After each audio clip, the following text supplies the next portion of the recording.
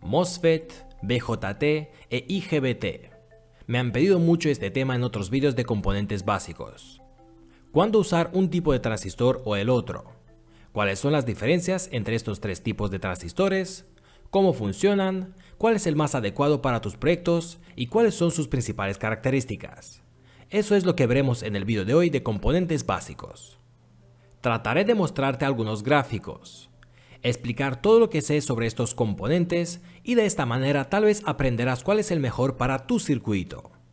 Pero antes de empezar, asegúrate de hacer clic en el botón de suscripción, pero también activar la campana de notificaciones para poder ver mis vídeos cuando los publique. Además, gracias a todos mis Patrons por apoyar mi trabajo, así que vamos a empezar.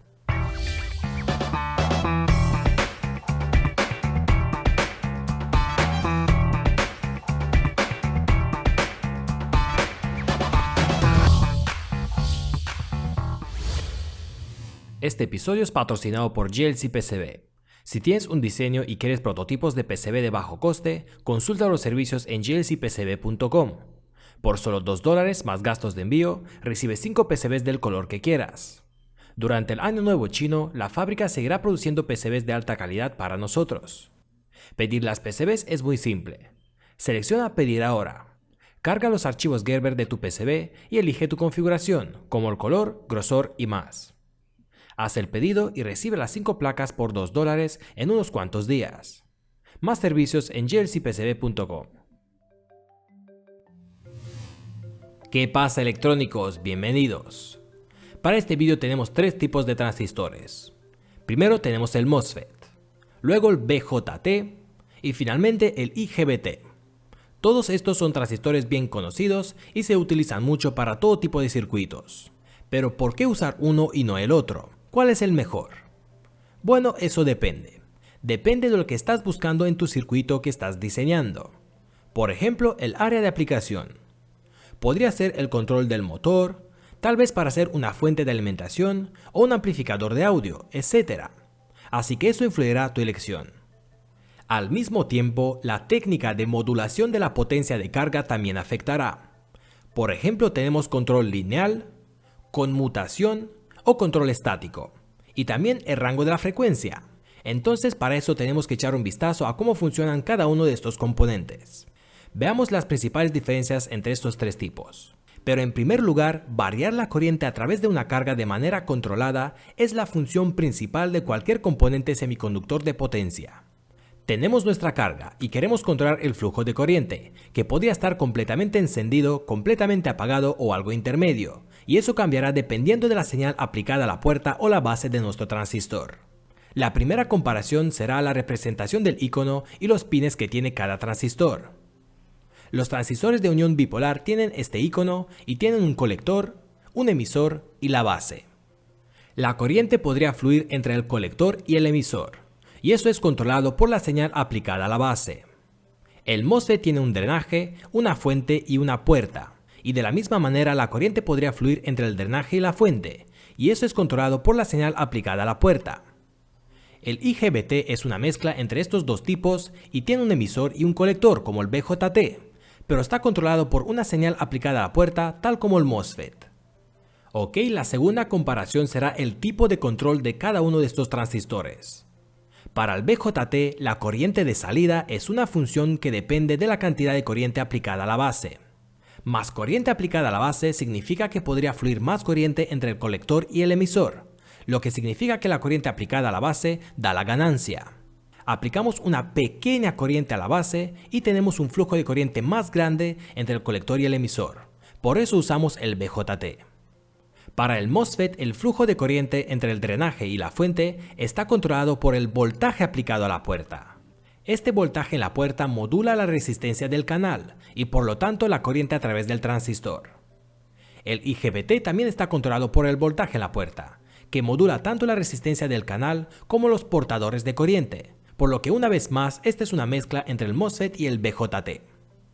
Todos estos tipos de transistores de potencia tienen una ganancia, así que se pueden usar como conmutadores o amplificadores también. Ok, ¿qué otras diferencias tenemos? Vamos a ver su uso como transistores de conmutación de alta potencia. Dado que la potencia es corriente por el voltaje, tenemos que observar las capacidades de corriente y voltaje, obviamente. Primero se considera que el BJT, en general, es un dispositivo de alto voltaje y baja corriente. Tiene bajas pérdidas cuando se enciende, se puede conmutar a velocidades de alrededor de 100 kHz, la corriente está limitada a unos pocos amperios, pero podría funcionar incluso a miles de voltios. Para controlar con precisión el flujo de corriente, este transistor requiere un control de base complejo, donde se controla la pequeña corriente en la base, y tal vez incluso un circuito de retroalimentación. Para el MOSFET podemos decir que es un dispositivo de alta corriente, pero bajo voltaje. La resistencia entre el drenaje y la fuente es baja, por lo que podría transportar altas corrientes. Podría operar a altas velocidades hasta 500 kHz, controlar cargas de alta corriente, pero en general de hasta solo 100 voltios o así.